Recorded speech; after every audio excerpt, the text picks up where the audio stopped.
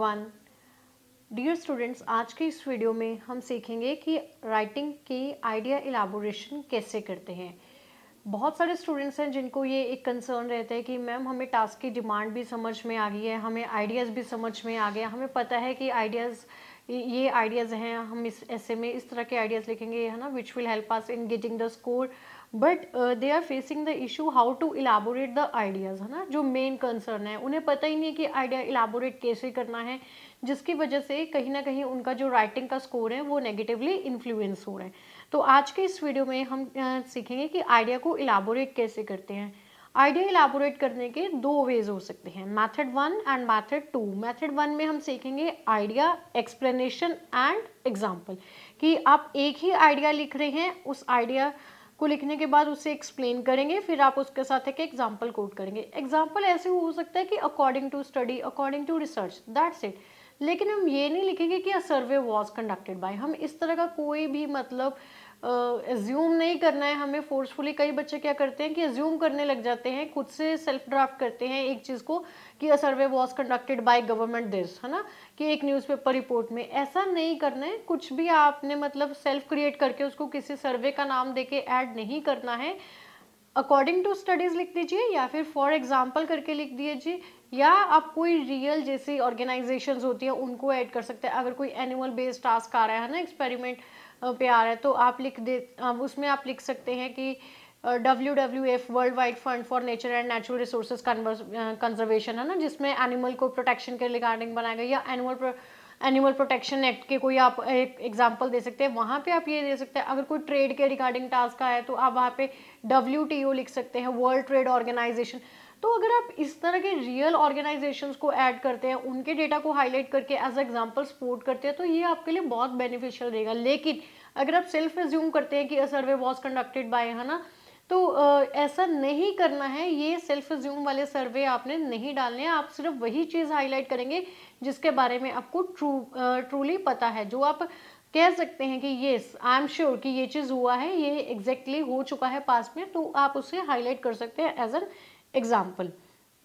आई hope आप समझ रहे हैं स्टूडेंट्स, मैं आपको इस वीडियो के थ्रू क्या समझाना चाहती हूँ। दूसरा मेथड क्या है, व्हाट, वाई, हाउ, कि आइडिया क्या है, ये क्यों हो रहा है, हाउ, इसका इम्पैक्ट क्या जा रहा है। बहुत सारे स्टूडेंट्स है कि आइडिया इलेबोरेट ही नहीं कर पाते हैं ठीक से। व्हाट, है ना, एक बीपी में अगर एक बॉडी पैराग्राफ लिखना स्टार्ट करते हैं तो उस एक बॉडी पैराग्राफ में सपोज अगर ओबेसिटी के कॉजेज पूछ लिए हैं तो सारे कॉजेज लिख देते हैं कि जंक फूड हो रहा है ना, उनका जो सेडेंट्री लाइफस्टाइल हो रहा है, उनकी जो टेक्नोलॉजी के ऊपर डिपेंडेंसी हो रही है, लेथार्जिक हो गए हैं, या सारे रीजंस डालते जाते हैं। लेकिन उन रीजंस को एलाबोरेट नहीं करते कि ये रीज़न क्या है, ये क्यों हो रहा है, इसका इन्फ्लुएंस क्या पड़ रहा है।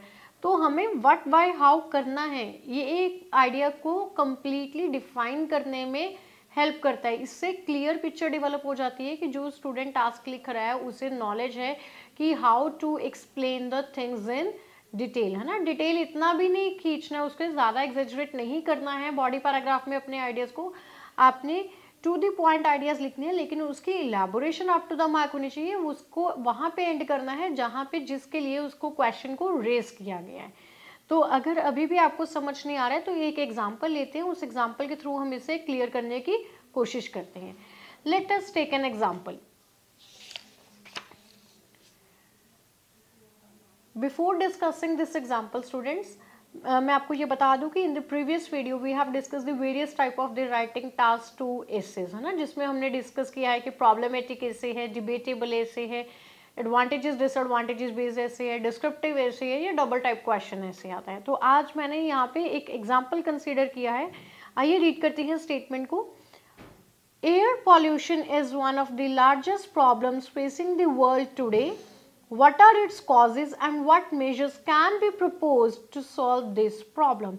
एयर पॉल्यूशन जो है एक लार्जेस्ट प्रॉब्लम बन गया है जो पूरा वर्ल्ड फेस कर रहा है आज के समय में।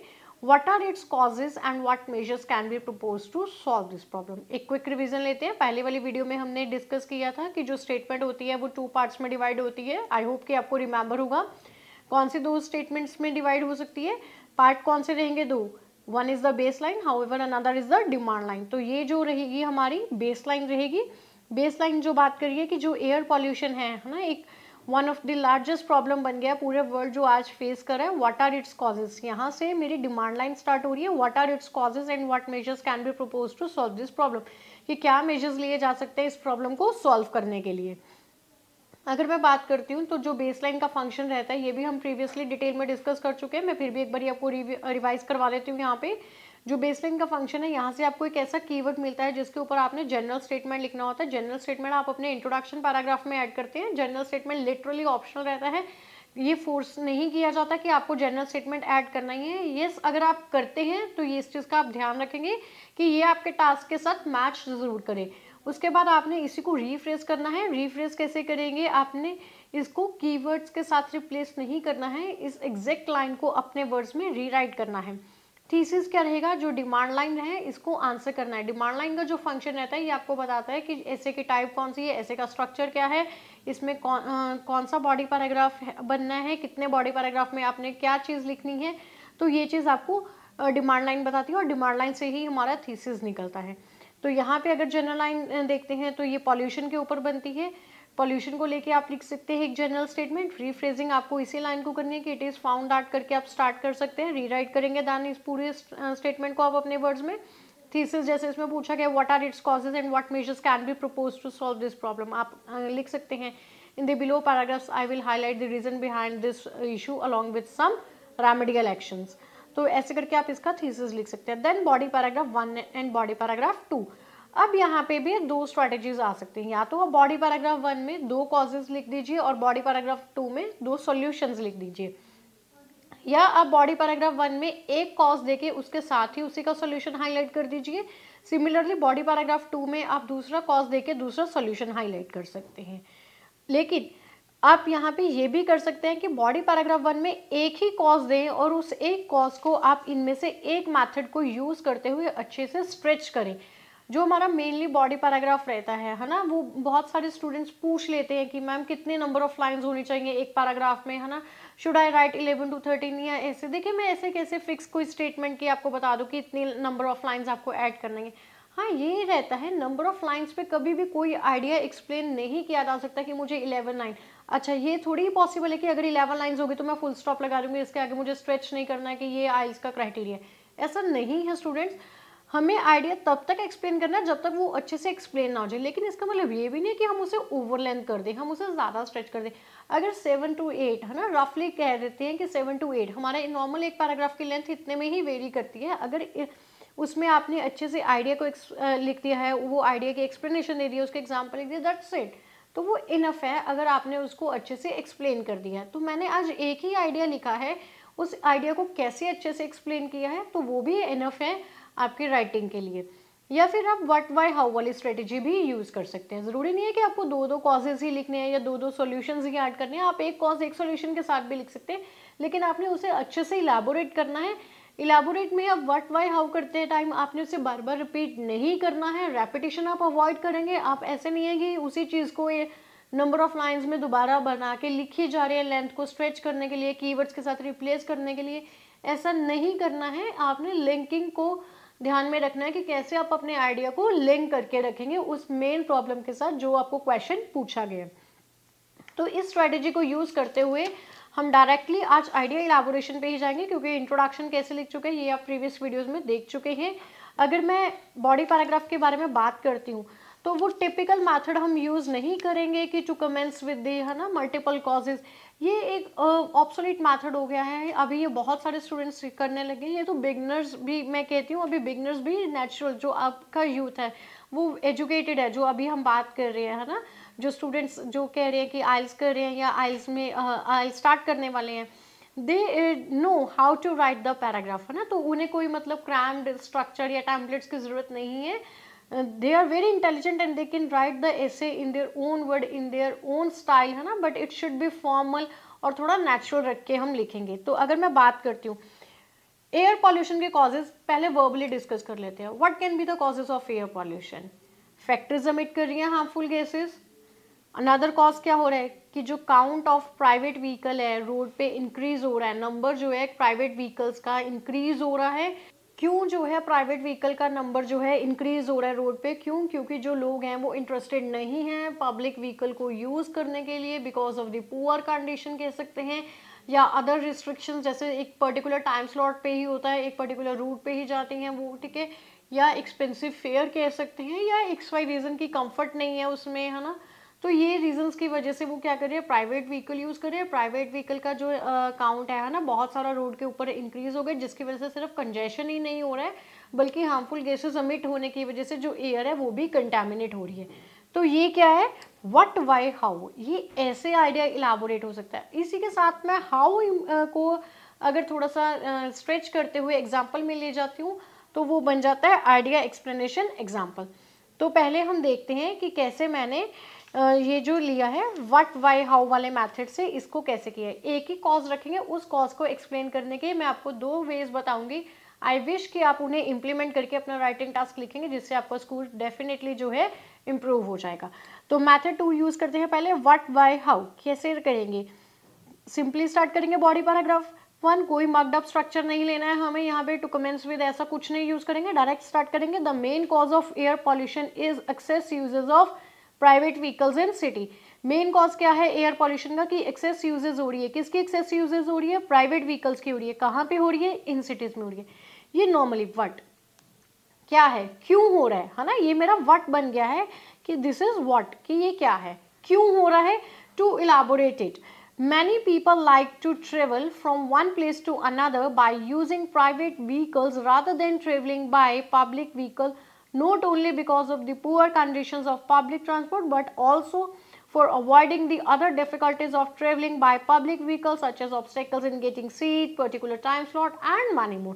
तो ये क्या है यहाँ तक, why, क्यों कर रहे हैं वो ऐसा, इलाबोरेट किया है कि क्यों जो है एक्सेस यूजेस हो रही है पब्लिक व्हीकल की इन सिटीज में, इलाबोरेट किया है वाई करके। क्यों, क्योंकि जो लोग हैं वो क्या कर रहे हैं, लाइक टू ट्रेवल, वो पसंद करते हैं। मैनी पीपल, पीपल के साथ लाइक, वर्ब की फर्स्ट फॉर्म लगेगी, प्रेजेंट इंडेफिनिट स्ट्रक्चर लिया है यहाँ पे। टू के साथ हमेशा वर्ब की फर्स्ट फॉर्म आती है। साथ साथ हम कुछ ग्रामर के टिप्स भी डिस्कस करेंगे कि वो प्रेफर करते हैं ट्रेवल करना from one place to another. From जहाँ से स्टार्टिंग पॉइंट होते हैं, टू जहाँ पे उसको लेके जा रहे हैं। फ्रॉम और टू हमने एक्यूरेटली यूज करना है, from one place to another place पे। बाय यूजिंग, कैसे ट्रेवल कर रहे हैं, यूज करते हुए प्राइवेट व्हीकल्स को, किसके कंपैरेटिवली, पब्लिक ट्रांसपोर्ट के comparatively. Not only because of, इसलिए नहीं क्योंकि पुअर कंडीशन है पब्लिक ट्रांसपोर्ट की, बट ऑल्सो, कंजंक्शन यूज की है। ये तो हर एग्जामिनर आपके राइटिंग टास्क में कुछ कंजंक्शन है जिनको सर्च करता है, both and, as well as, not only, but also. तो इस तरह के स्ट्रक्चर्स आपको यूज करने आने चाहिए।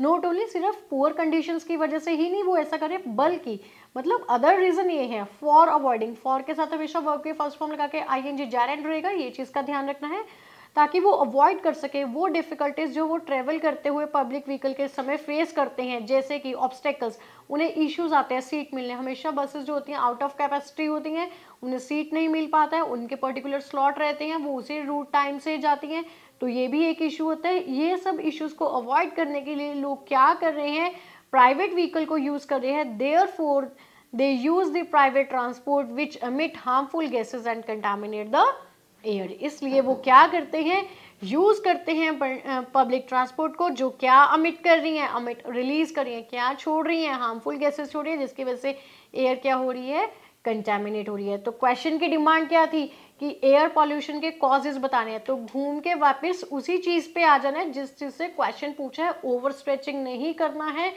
और एक्स्ट्रा कुछ नहीं लिखना है, एक ही आइडिया लिखा है, what, why, how.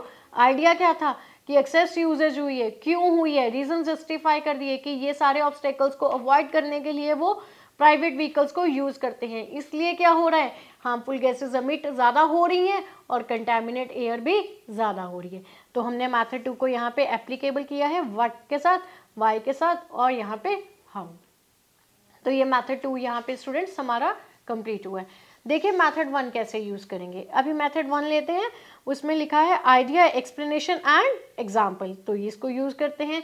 The main cause of air pollution is excess uses of private vehicles in cities. Similar लिया है मैंने, थोड़ा सा ही इसमें चेंज किए हैं। एक ही आइडिया को 2 वेज में लिखना सिखा रही हूँ ताकि आपको पता लग जाए कि कैसे डिफ्रेंशिएट कर सकते हैं। जो मेन कॉज है एयर पॉल्यूशन का वो क्या है, एक्सेस यूजेज हो रही है प्राइवेट व्हीकल्स की, कहाँ पे हो रही है, सिटीज में हो रही है। टू इलाबोरेट इट, इसको एक्सप्लेन करते हैं कि जो मैनी पीपल है प्रेफर टू, पीपल के साथ प्रेफर वर्ब की फर्स्ट फॉर्म है, टू के साथ वर्ब की फर्स्ट फॉर्म है, अभी हमने डिस्कस किया है ये, from one place to another place by using private vehicles so that they can avoid the problems which are faced by them while commuting through public transport। देखिए smart play की है यहाँ पे, मैंने प्रॉब्लम्स हाईलाइट नहीं की है, क्यों, क्योंकि वही जो मैंने अपनी जो लेंथ है ना पैराग्राफ की, वो किसके लिए सेव करके रख ली है, एग्जाम्पल के लिए, जबकि यहाँ पे मैंने उन प्रॉब्लम्स को हाईलाइट कर दिया था कि ऑब्स्टेकल्स आती हैं इन गेटिंग द सीट, है ना, और टाइम स्लॉट्स। यहाँ पे मैंने नॉर्मल उसको बस लिख दिया है एक कि वो अवॉइड करना चाहते हैं उन प्रॉब्लम्स को जो वो फेस करते हैं किनके थ्रू, कम्यूट। कम्यूट और कम्युनिकेट में फ़र्क होता है, कम्युनिकेट होता है इंटरेक्ट करना, कम्यूट होता है ट्रैवल करना। तो यहाँ से स्टूडेंट्स आपने आज दो न्यू वर्ड्स भी सीखे कि कम्यूट का मतलब ट्रैवल करना है, कम्युनिकेट का मतलब इंटरेक्शन करना है। तो इस चीज़ को लेके कभी कंफ्यूज नहीं होंगे आप। वाइल की वो जब कम्यूट करते हैं, किसके थ्रू कम्यूट करते हैं, पब्लिक ट्रांसपोर्ट के थ्रू कम्यूट करते हैं, ओइंग टू दिस, जिसकी वजह से, इसलिए, due to this, by the dint of this. तो यहाँ पे मैंने ओइंग टू दिस यूज किया, इसका मीनिंग भी आपको समझ आ गया। जो काउंट है प्राइवेट व्हीकल का वो रैपिडली इंक्रीज हो रहा है, किसके ऊपर इंक्रीज हो रहा है, रोड्स के ऊपर हो रहा है, डे बाय डे हो रहे हैं, जो क्या कर रही है, अमिट कर रही हैं गैसेस को और कंटामिनेट कर रही हैं एयर को।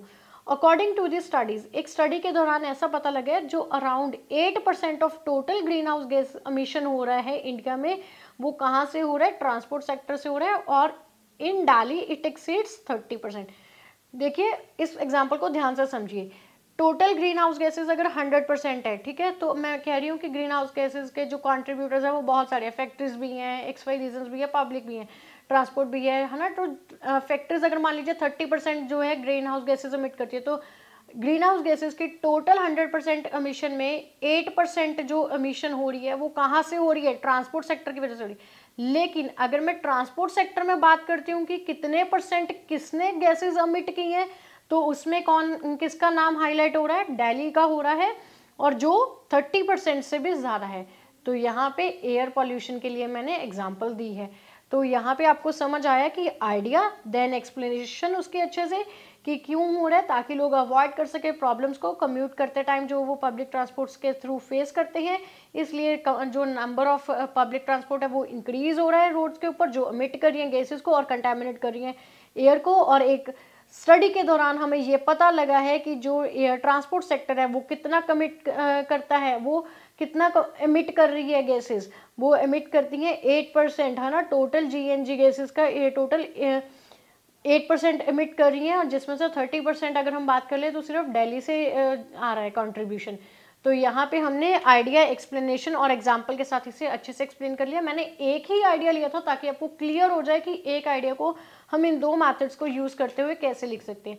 आई होप आप इसे ज़रूर एप्लीकेबल करेंगे अपने राइटिंग टास्क में, और you will definitely get good marks in your writing. Wish you best of luck and thank you.